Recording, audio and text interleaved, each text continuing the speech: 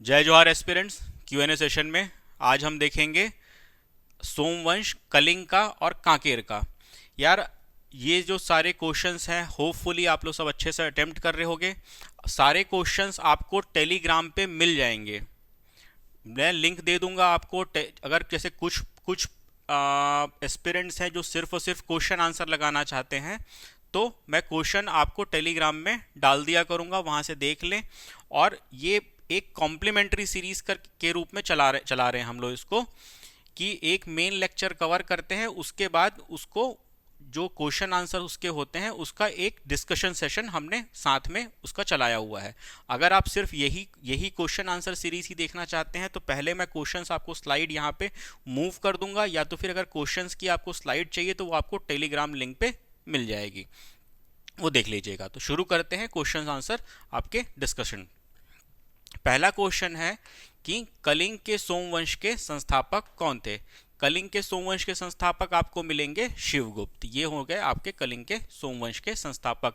ययाति तो नहीं थे, भीमरथ भी इसी वंश के थे, जन्मेजय भी, सब हैं इसी वंश के, लेकिन संस्थापक हुए आपके शिवगुप्त। इनके बाद आपके जन्मेजय आएंगे, जन्मेजय के बाद आपको मिलेंगे ययाति, फिर भीमरथ, भीमरथ के धर्मरथ, फिर इंद्ररथ, फिर धर्मरथ, फिर आपके नहुष, फिर इंद्ररथ, फिर वहां से आपके चंडीहर ययाति, फिर जन्मेजय आ जाएंगे। इस तरह से ये वंश चलता जाएगा। त्रिकलिंगाधिपति की उपाधि सबसे पहले किसने धारण की थी आपके कलिंग के सोमवंश में। त्रिकलिंगाधिपति की उपाधि, हालांकि पूरा कलिंग का जो सोमवंश है पूरा के पूरे शासन धारण करेंगे, एक्सेप्ट इस वंश के संस्थापक जो रहेंगे शिवगुप्त को छोड़ करके। और सबसे पहले जो धारण करेंगे वो करेंगे महाभवगुप्त जन्मेजय प्रथम। ये तो आपका ऑप्शन ए हो जाएगा। थर्ड क्वेश्चन आपका है, महाशिवगुप्त प्रथम ययाति ने किस नगर का नाम बदलकर ययाति नगर कर दिया था। तो महाशिवगुप्त प्रथम ययाति थे, इसने विनीतपुर का नाम बदलकर अपने नाम पे कर दिया था। और ययाति के ही जो अगले शासक आएंगे, कौन, भीमरथ, वो ययातिपुर को अपनी राजधानी बना लेंगे। तो यहाँ पे क्या आ जाएगा आपका ऑप्शन ए फिर से हो जाएगा, ऑप्शन ए विनीतपुर। नेक्स्ट क्वेश्चन देखते हैं। किस शासक के समय कलचूरी नरेश लक्ष्मण राज द्वितीय ने आपके कलिंग के सोमवंश पर आक्रमण किया था। थोड़ी चीजें फ्रेम में 19-20 हो जाती हैं, सो समझ जाना उसको यार, ठीक है।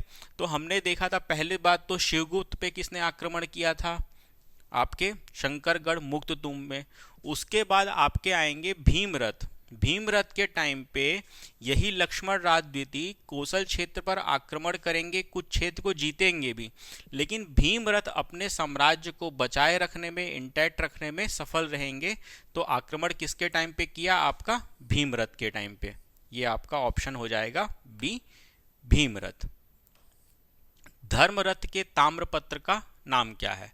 तो यहाँ पे ऑप्शन बी हटे गया है, ठीक है। तो धर्मरथ के ताम्रपत्र का हमको सोनपुर ताम्रपत्र किसका मिलेगा, कमेंट करो इसको। खंडपारा ताम्रपत्र, सिहावा ताम्रपत्र तो आपके कलिंग के सोमवंश से संबंधित नहीं है। सिहावा ताम्रपत्र आपके कांकेर के सोमवंश से संबंधित हो गया। इनका खंडपारा ताम्रपत्र मिलेगा माहुलपारा से, धर्मरथ का। और इसी आपके धर्मरथ के संबंध में एक और आपको मिलेगा, जो कि अगला क्वेश्चन है, कि ब्रह्मेश्वर मंदिर शिलालेख में धर्मरथ को किस संज्ञा से पुकारा गया है। तो आपको यही धर्मरथ को ब्रह्मेश्वर मंदिर शिलालेख में द्वितीय परशुराम के रूप में संबोधित किया गया है।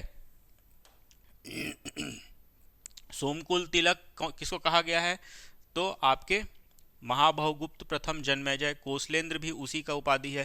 त्रिकालेश्वर किसी का नहीं है, तो ये तो इजीली आप एलिमिनेट कर दोगे। दो ये आपको पता है तो ठीक है, बाकी द्वितीय परशुराम ये सीधे सीधे पॉइंट याद रहे तो बेहतर है, रादर देन ऑप्शन एलिमिनेट करने में जाने में। नेक्स्ट क्वेश्चन है आपका, कांकेर सोमवंश का संस्थापक कौन था। संस्थापक याद रखना है हमको, संस्थापक कौन थे। ऑप्शन आपका कर्णराज नहीं थे,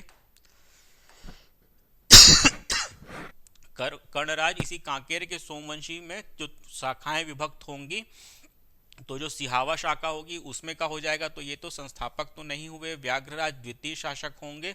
बोपराज के बाद तो 3 भागों में विभाजित होता है, संस्थापक मिलेंगे आपके सिंहराज।